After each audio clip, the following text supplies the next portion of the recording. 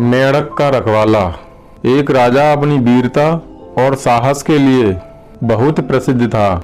एक बार वो अपने गुरु के साथ भ्रमण कर रहा था।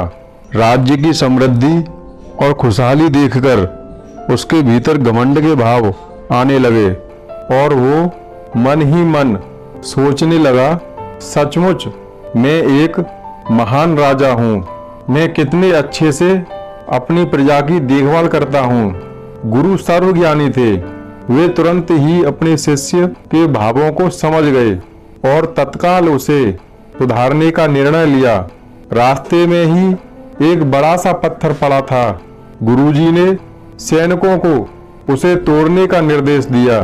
जैसे ही सैनिकों ने पत्थर के 2 टुकड़े किए, एक अविश्वसनीय दृश्य दिखा। पत्थर के बीचों बीच कुछ पानी जमा था और उसमें एक छोटा सा मेढ़क रह रहा था। पत्थर टूटते ही वो अपनी कैद से निकलकर भागा।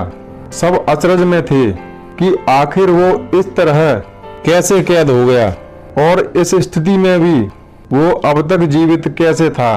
अब गुरुजी राजा की तरफ पलटे और पूछा, अगर आप ऐसा सोचते हैं कि आप इस राज्य में हर किसी का ध्यान रख रहे हैं, सबको पाल पोस रहे हैं, तो बताइए पत्थरों के बीच फंसे उस मेढ़क का ध्यान कौन रख रहा था?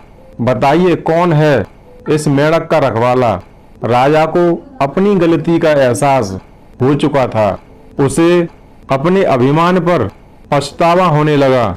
गुरु की कृपा से वो जान चुका था कि वो ईश्वर ही है जिसने हर एक जीव को बनाया है और वही है जो सबका ध्यान रखता है।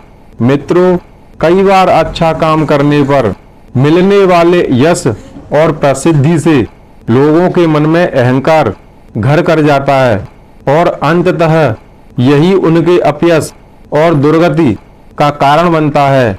अतः हमें ध्यान रखना चाहिए कि हम चाहे इस जीवन में किसी भी मुकाम पर पहुंच जाएं, कभी घमंड ना करें और सदा अपने अर्थपूर्ण जीवन के लिए उस सर्वशक्तिमान ईश्वर अल्लाह वाहे गुरु के कृतज्ञ रहें।